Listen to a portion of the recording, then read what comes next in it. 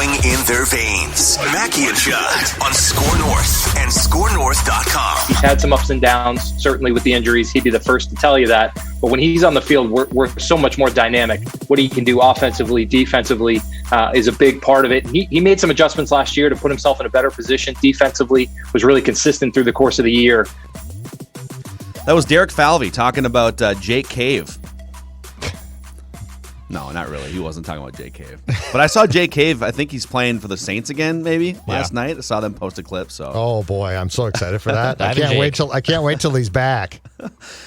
So this is Reckless Speculation Thursday on a Friday here. Our friend Darren Doogie Wolfson from the 5 Eyewitness News Sports Department, the Scoop Podcast, inside information about all your favorite Minnesota sports teams. Reckless Speculation. And Doogs, welcome to the show on this Friday. We would so you've been reporting on for like 3 years on the Twins sort of back and forth with Buxton and Berríos on contract extensions. We'd love to give you guys, the audience, the Ken Rosenthal update, and then get your thoughts, Doogie. You ready for this? Absolutely. Yeah, I am ready. Good morning, gentlemen. I appreciate your flexibility. How about this for name dropping? I wasn't able to join you yesterday. I was hanging out with Adam Thielen, Alexander Madison, Chad Beebe, some other NFL players at an East Metro high school. They were getting in a workout. So it was a good opportunity to see them in action, catch up with them on camera. It's been a long time since I've talked to NFL players actually on camera compared to what we're doing right now or a Zoom conversation. So thank you for having me on this Friday compared to a Thursday. Yeah, I mean, they've tried for a long time, Phil. This is far from the first offer they have made Byron Buxton's way. They have talked parameters of a deal with Jose Berríos' camp going back many years. I am awaiting a text back, but I feel pretty confident that the Twins have also engaged the Berríos camp in recent weeks. Now, I can tell you, as recently as mid-June, they had not. But from about the second week of June until now, I have full confidence, just from some senses via some text messages that the Twins have engaged the Berríos camp as well in some extension talks. But on Buxton, the Ken Rosenthal report, $70 million. I'm curious to find out. I'm still working on the escalators. On the surface, $70 million is not a very good offer. So 7 years, $70 million. He is not taking that. I feel very confident in saying that as well, Phil. Yeah. Byron Buxton is not accepting the offer that is out there via Ken Rosenthal. And just for people who haven't read it, so this is what Rosenthal wrote. The Twins are tempting injured center fielder Byron Buxton, taking their best shot at signing him to a long-term extension, according to Major League sources, my sources. The team's latest offer to Buxton is in excess of $70 million that the Yankees awarded Aaron Hicks over a 7-year deal a couple of years ago. Buxton, who's 27, likely will be dealt if he rejects the proposal. If not by the July 30th trade deadline, he's injured. They could still trade him. Then he would be traded this offseason. The Twins' offer to Buxton includes escalators and incentives that would increase the potential value, sources say. So I guess the question for you guys is, Judd, go ahead and answer this first, and we'll swing it back to Doogie. Would you give Byron Buxton $100 million over, a handful of years, call it 6 years or whatever, just to be done with this? Like if Buxton's camp said, we're not taking 70, we'd take 100 and some incentives that drive it up, if he plays more or whatever. Would you give $100 million to Byron Buxton to essentially secure him through his prime? I would, but I completely understand the trepidation here on the part of the Twins, and I tweeted about this. I think in the time, gents, that we have covered sports in this town, I think this might be the most interesting contract negotiation that we have seen or will see, and here's why. Byron Buxton, if you let him walk, like we talk about the Ortiz thing, right, all the time. David Ortiz left, and you just clearly cut him. But he left, and there's almost like this fear every time, right? Miguel Sano, if he leaves, he could be Ortiz. And I keep saying, no, he's not. It's no big deal. Like, if he goes, he goes. Buxton, to me, is one of the most interesting contract negotiations, Dukes, of all time because of this one.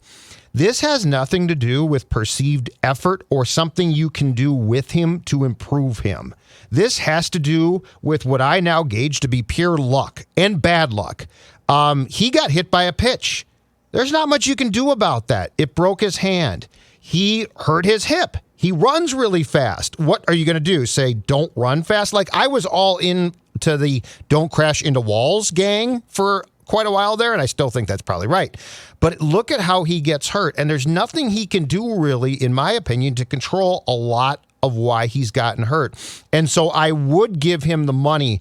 But Doogie, I understand why there would be trepidation. And let me say one last thing, too, as a word of caution, not only to the Twins again, but to every team in this town and basically across the board. This is why when you play dangerous service time manipulation games, it can bite you in the ass. Because if they hadn't played that game, and Dukes, you talked about this quite a bit, and we're 1,000% right at the time. I'm not saying he does him a favor here, but I think he got a fighting chance, right? A fighting chance. I think he's going to tell them to jump out of a bleeping airplane now, and I don't blame him. So this is why this whole thing of, well, of course you gain the year. That's smart. Okay, let's look at this one. Byron Buxton, I think, is going to explore the market and or be traded, in part because he's not going to do this team any damn favors, and I don't blame him. I don't blame him one bit. Now, the comeback there is the Twins playing the manipulation game did grant them this extra year, that if they had called him up a few Septembers ago, he would have gotten that service time. He'd actually be a free agent after this year, not after next year. But you're right. I mean, that's part of the dynamic here. I would pay him $100 million. In fact, I would pay him, call me nuts, I would pay him $100 million over 5 years. And I think he's a $20 million a year player. Speculation.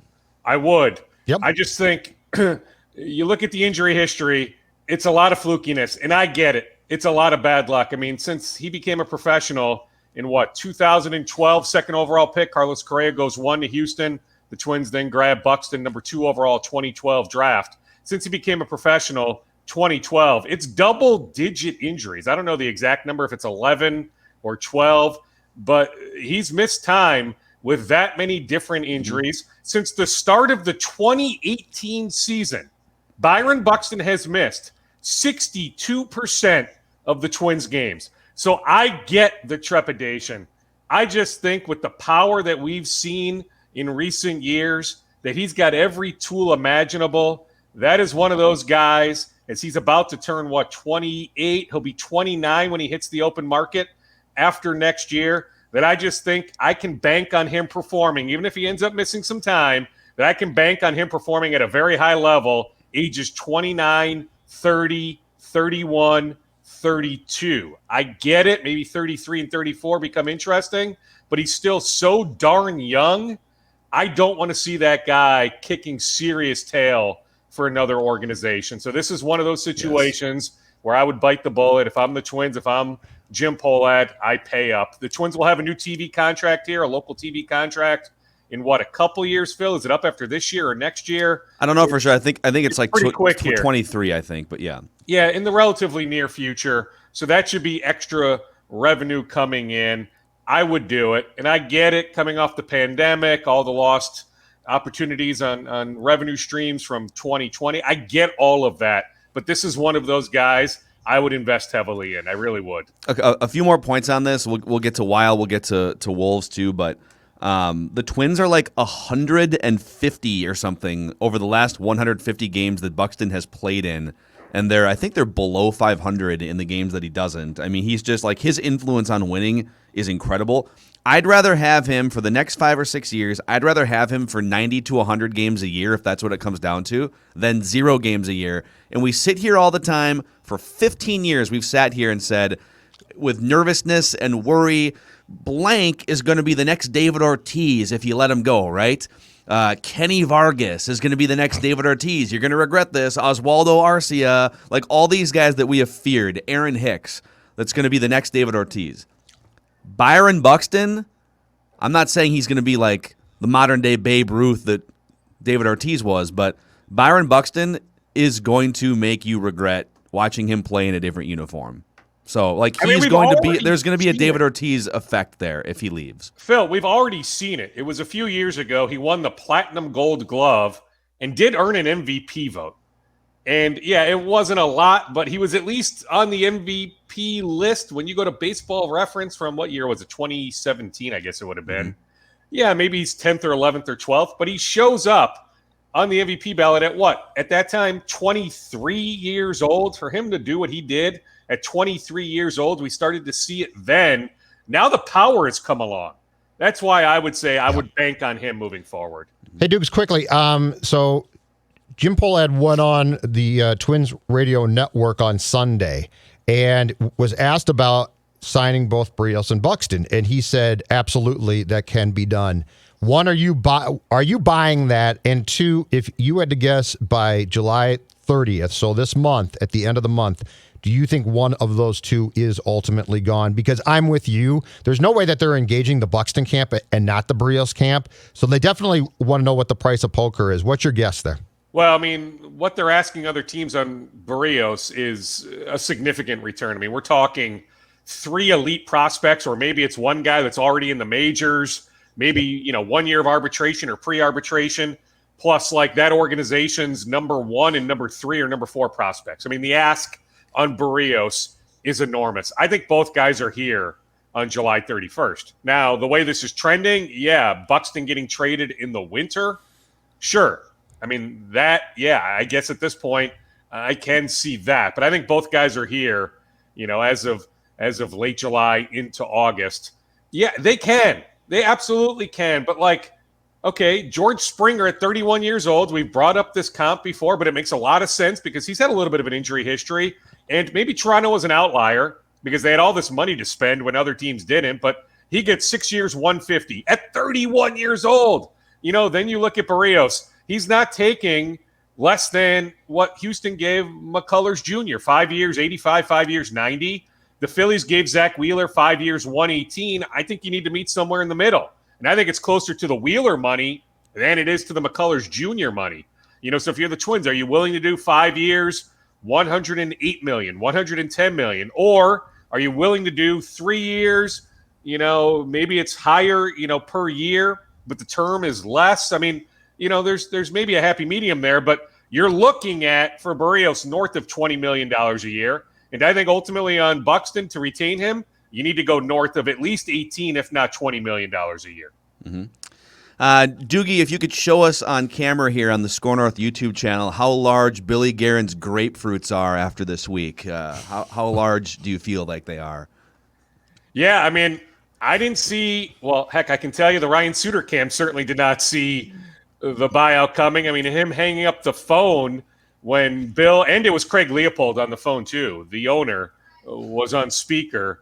Ryan hanging up the phone tells us all we need to know. I mean, it was a complete shock. In fact, I checked with somebody that would know, about this time last week, and I said, hey, any news? Because, Suter and Parise are incredibly tight. Hey, any traction on Parise being bought out? And at the time, it was unlikely. Doesn't sound like there's any traction on that. Now, behind the scenes, I know, Judd, you had Bill Guerin on one of your podcasts earlier this week, I think on Thursday. Doesn't matter the day, but anyway. Judd's hockey show, yeah. It's very famous. Bill said he's been working Apple, on Spotify, ScoreNorth.com, yeah. Absolutely, shameless plug. That he's been working on this for the better part of a month, really, discussions going back 6, 7, 8 months, but they did a very good job of not having those internal talks leak. So, yeah, I mean, there's complete shock, but both guys want to keep playing. I can tell you Parise is thrilled. Just look at Zach doing a bunch of different interviews, texting with a lot of different people, although I need him to text me back. Hey, Zach, if you listen to this, text me back. But he's happy with this. I've been saying that for a while, that Zach was ready to move on. So Zach is thrilled.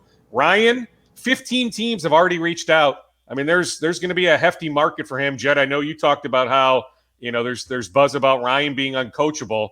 My rebuttal to that is if he's so uncoachable, if you've heard that, and maybe I've heard some of that buzz too, why would 15 teams right now be reaching out to Neil Sheehy, his agent? There is a healthy market for Ryan Suter. I think the reason why, Dukes, is because if you separate him and Zach and their next contracts are going to be far, far different than the 13-year contracts. I think the feeling is that he won't be an issue. I think the problem became when those two were rightfully so perceived as the leaders of the locker room. But if he's just going to go to, let's say, Colorado or Vegas, right? And he's going to be part of the team and he's not going to be a guy who is in the owner's ear and the GM's ear, I think it becomes a lot more manageable. And he's still a good player. Now, the one thing that Guerin told us on the podcast that I did find to be extremely interesting and sort of admitting why he did this, though, was saying that the plan was, Doogs, that Suter's minutes were going to come down drastically this coming season. And that I think what he was alluding to was we just went through that with Zach and it didn't work out so well for us. So they clearly see a decline that perhaps the other 15 teams, or at least a handful of them, don't see coming from Suter in 2021-22. That is fair. Now, Suter's minutes were cut. Judd, you know this better than I, but Suter's minutes were cut this past season. I mean, his power play time, just his overall ice time. Now, there were games where the ice time was pretty significant, maybe out of necessity, but his playing time was starting to be cut down. And do I think that he was going to curl up in the fetal position and not say a word? No, that's not Ryan, right? So, I think the most fascinating thing about this is the relationship Suter and Leopold have. That Craig Leopold, when Ryan Suter suffered that lower leg injury, going back a couple of years, that lower body injury, the leg injury, that it was Leopold who drove Suter. It was somewhere, was it near Green Bay or in Green Bay? It was in Green Bay. 4.5 hours away. Craig Specialist. Leopold drove Suter to the doctor's appointment. That going back to their time together in Nashville, that Craig and their Wisconsin ties, Craig and Ryan are incredibly close. So for Leopold to approve this move, for Leopold to never tell Ryan that they talk semi-regularly, for Craig not to tip off Ryan in any capacity, like that to me is maybe the most fascinating thing of all of this. Boys, I saw this is just glorious. In 2 weeks, the NBA free agency period opens up. Reckless speculation. Henry Abbott at True Hoop on Twitter. I just saw that. Yeah, go this ahead. morning, source, Blazers star Damian Lillard to request a trade in the days to come. If this is a surprise, you haven't been paying attention. I will say that Colin Cowherd went on either his podcast or his radio show a couple weeks ago and said Damian Lillard actually DM'd him in June and just was venting his frustration about the Blazers and everything and asking what do people think of this from the outside looking in.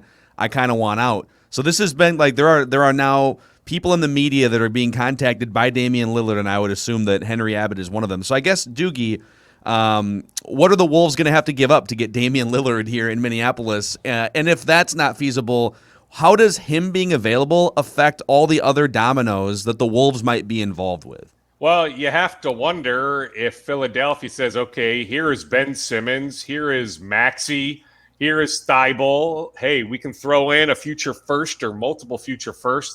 What will it take for us to get Damian Lillard? I can promise you Daryl Morey is going to make an effort to bring Lillard to Philadelphia, to combine him with Tobias Harris and Joel Embiid.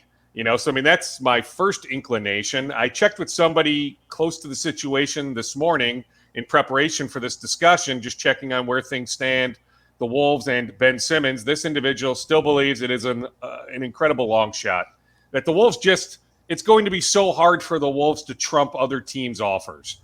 That D'Angelo Russell, not that the Wolves want to move Russell, but Russell doesn't do anything for Philadelphia. Some combination of Rubio, Beasley, even Jaden McDaniels, a future first, it's not going to be enough. That Ben Simmons landing here, it's very, very unlikely. So then you start going down the list. Okay, John Collins. I still think John Collins ends up back in Atlanta. That Atlanta runs this thing back through. Yeah. Hunter was hurt. Cam Reddish took a step forward late in the season. That Atlanta can say, let's pay Collins. If we need to trade him later on, fine. But let's pay him right now as a restricted free agent. Let's keep him. Let's make a run. Nate McMillan's locked in as our coach. We can be a top 2, top 3 team in the Eastern Conference next year. So I guess I would be surprised if John Collins is moved. All right, so then keep going down the list. Miles Turner. For what it's worth, I checked with somebody close to Miles yesterday. He thinks Miles ends up staying in Indiana unless the offer is just too good to be true, that with Rick Carlisle hired, then Indiana may run this thing back through to some extent. Now, it's not like he's untouchable like Sabonis is in Indiana, right? Sabonis, unless you're offering, Giannis or something crazy, Indiana is not moving Sabonis, right? They would move Turner, but you need to blow them away. Well, that's another hard one for me to fathom with the Wolves coming up, concocting the right offer to pry Miles Turner out of Indiana. So then you keep going down the list. Lauri Markkanen of Chicago. Maybe he's more realistic. The Wolves did have some trade interest in him before the deadline.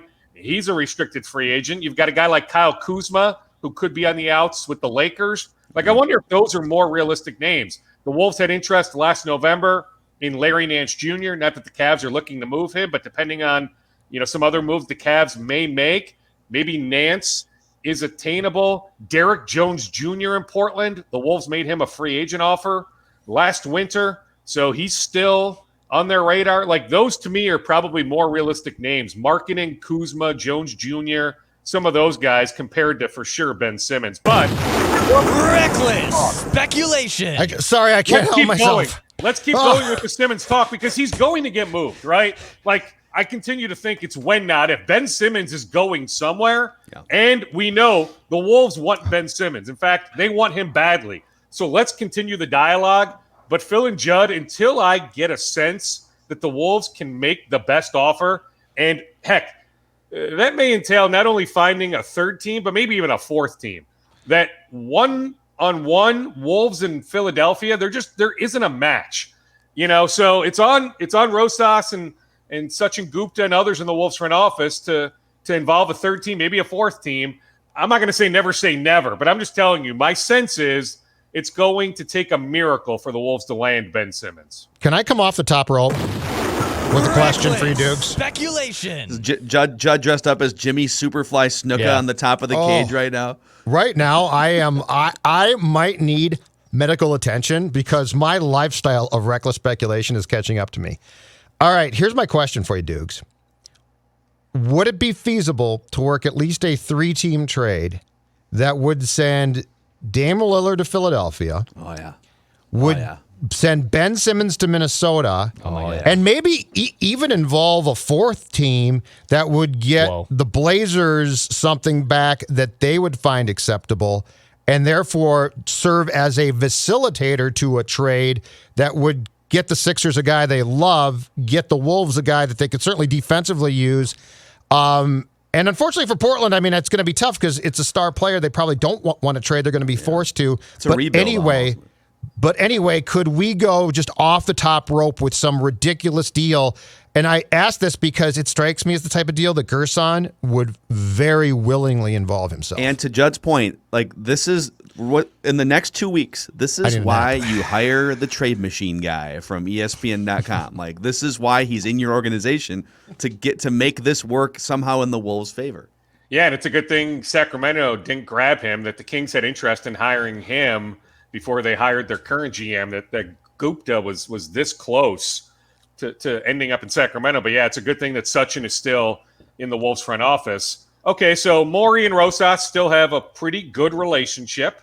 Okay, I'm positive that Philadelphia is going to make calls, if they haven't already, on Dame Lillard. Henry Abbott is plugged in from True Hoops, so I trust his sourcing on this, that a trade request formally is coming. Maybe it's happened behind the scenes, but that it'll formally leak out in the near future.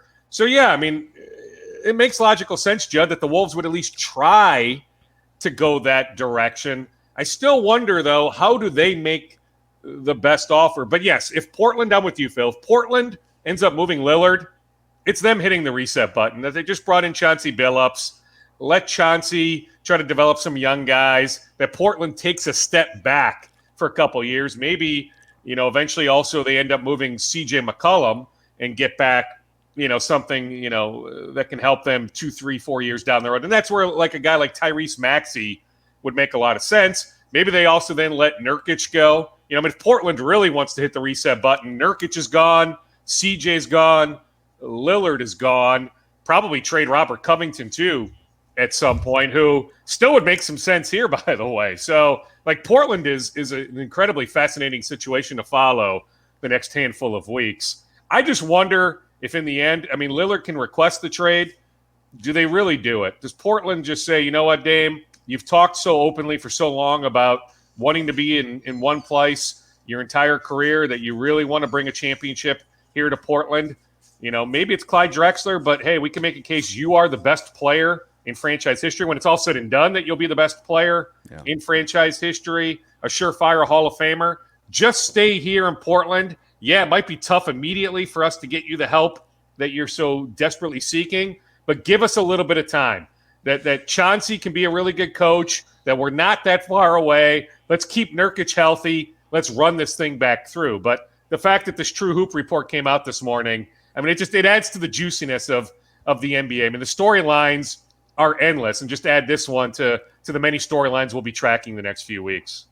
Reckless speculation. Trade talk. Juicy rumors. Oh, man. Dukes, before we say goodbye here, any rapid-fire scoops left in the bag that we can Yeah, I mean, the best My news heart can't take this. Yeah, the best news of the last couple of weeks, for me at least, is Mike Radcliffe, longtime Twins scout. He's been in the Twins front office since 1987. I mean, pretty much, if you're a Twins fan, any big move going back many, many years, Justin Morneau, Johan Santana, go up and down the list, any big move the Twins have made. Joe Mauer.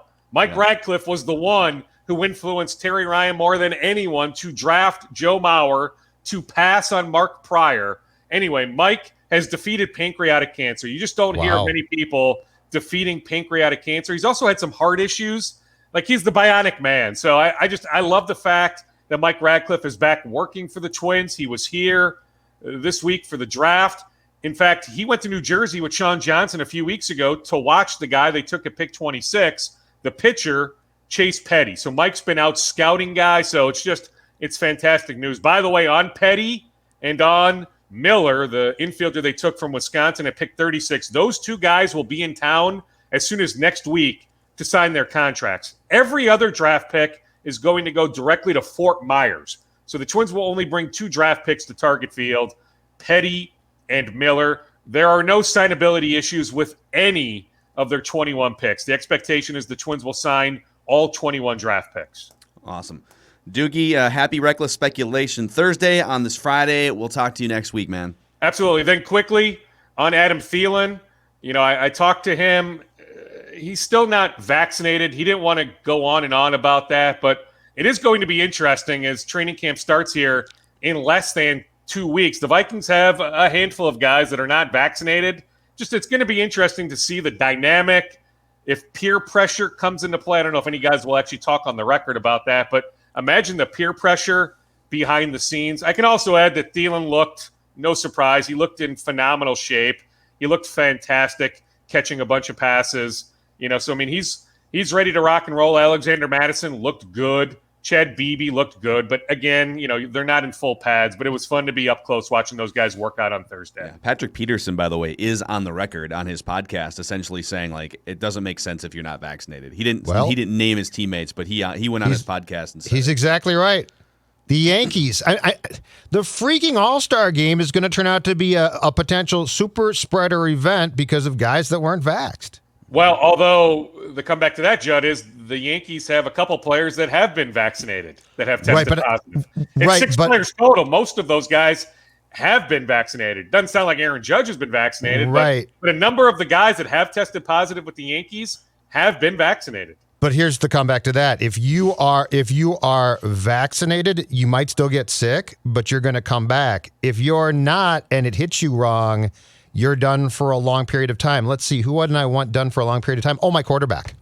That's the problem. Well, I'm saying as a sports fan, this is a problem. The human being part, don't care about right now. Care about the sports fan part.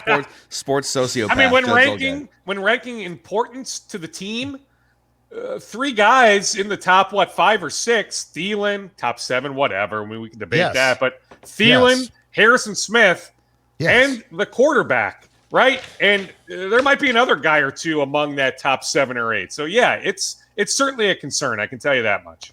All right. Thanks, Dukes. Darren Doogie Wolfson, 5 Eyewitness News, and the Scoop podcast, which you can find on Apple, Spotify, and ScoreNorth.com, and the free-to-download Score North app. As someone who is easily peer pressured into situations, just get the vaccine. Like it's not. I get peer pressured all the time. It's not difficult. Yeah, Come but on. you're not a pro athlete, and those people are so headstrong that I don't know. The only one that shocks me is Harrison Smith, because I would think that Zim went to him and been like, "Yeah, dude, you're all about the team, so do this." Cousins, I don't think he's going to change. Do you guys? And I don't think it's confirmed that Cousins has not gotten the vaccine, but he strongly strongly tap danced around the question and then said, Yes. I'm just taking it week by week and month by month. So Yeah. I'm going to guess he's probably not too. Wow, that was amazing. That was a scoop session and a half right there, presented by our friends at Federated. So the Federated Challenge is supporting big brothers and big sisters, and the Federated Challenge is raising millions and millions of dollars over the last 15 years for the Big Brothers and Big Sisters program. For $41 million raised since 2005 for this one-to-one mentoring organization that's over 100 years old. And some of the big-time partners include the Timberwolves, who should definitely make the call on Dame Lillard, and the Lynx, Sit Investment Associates, Hillborn Corporation. So if you want to find out more about the wonderful work the Big Brothers Big Sisters does, you can check them out and see how you can potentially help. But I think early next week we might have to start unpacking. Now that Dame's available, I'm just going to spend the whole weekend coming up with potential 3 and 4 team trade scenarios and just present them to you guys on Monday and Tuesday. I think a 4-team trade makes sense. Maybe a 5-team trade. Call it our buddy Gerson. But that's the great thing about Gerson is Gerson would do it. It wouldn't scare him. Not one bit. He would do it 4 or 5